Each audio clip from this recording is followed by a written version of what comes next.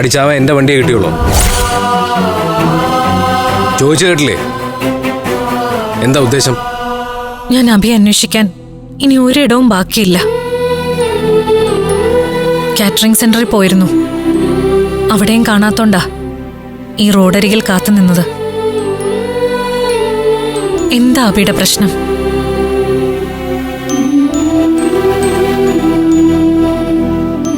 അതിനി ഞാൻ പറഞ്ഞു തന്നിട്ടാണോ അറിയാൻ? തനിക്കറിയില്ലേ? പഞ്ചരത്നത്തിൽ ജോലിക്ക് വന്ന കൃഷ്ണേട്ടൻ എന്ന മനുഷ്യൻ അഭിയുടെ അച്ഛനാണെന്ന് ഞാൻ തിരിച്ചറിഞ്ഞത് ഒരുപാട് വൈകിയാ. ആ തിരിച്ചറിവ് ഉണ്ടായപ്പോഴെങ്കിലേ അത് തിരുത്തണമായിരുന്നു.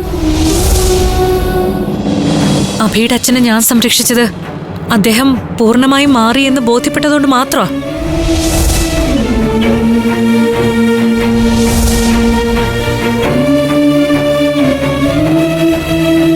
അതിന്റെ പേരിൽ അഭി എന്നോട് വിരോധം കാണിക്കരുത്. കലാവതിയുടെ കാര്യത്തിലും നീതി തന്നെ പറഞ്ഞുകൊണ്ടിരുന്നത് അവര് പൂർണ്ണമായിട്ട് മാറി മാനസാന്തരപ്പെട്ടു എന്നൊക്കെ. അവരുടെ കള്ളത്തരം തിരിച്ചറിയാൻ ഞാനല്പം വൈകി എന്നുള്ളത് ശരിയാ. പക്ഷേ അവരെ അച്ഛനെയും തമ്മിൽ അഭി താരതമ്യം ചെയ്യരുത്. നമ്മുടെ അച്ഛൻ അങ്ങനെയൊന്നും അല്ല. തനിക്കേ അയാൾ അച്ഛനായിരിക്കും. എനിക്ക് അയാൾ ഒരു കൊലപാതകി മാത്രമാണ്.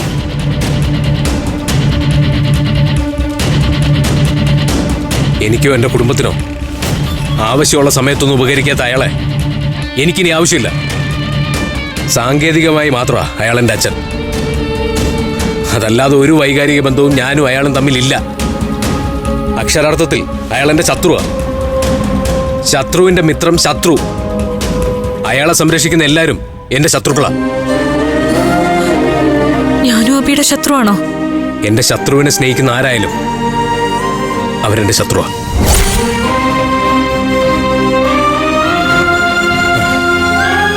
അമൃത, തനിക്ക് തെറ്റിദ്ധരുത്താൻ ഇനി അവസരവും സമയമുണ്ട്.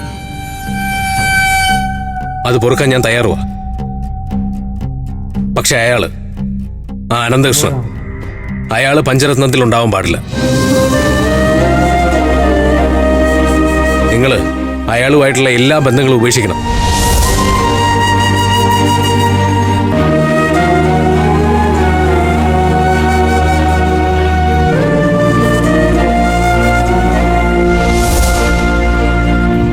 താൻ അതിന് തയ്യാറാണെങ്കിൽ മാത്രം മതി നമ്മൾ തമ്മിലുള്ള സംസാരം.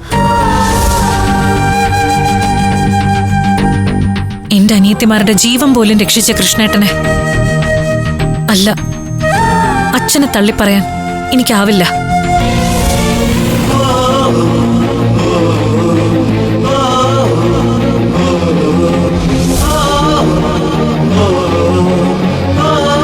അതിന്റെ പേരിൽ അഭി എന്നെ ശത്രുപക്ഷത്ത് നിർത്തുകയാണെങ്കിൽ പോലും അതില് എനിക്കൊരു സങ്കടവും ഇല്ല.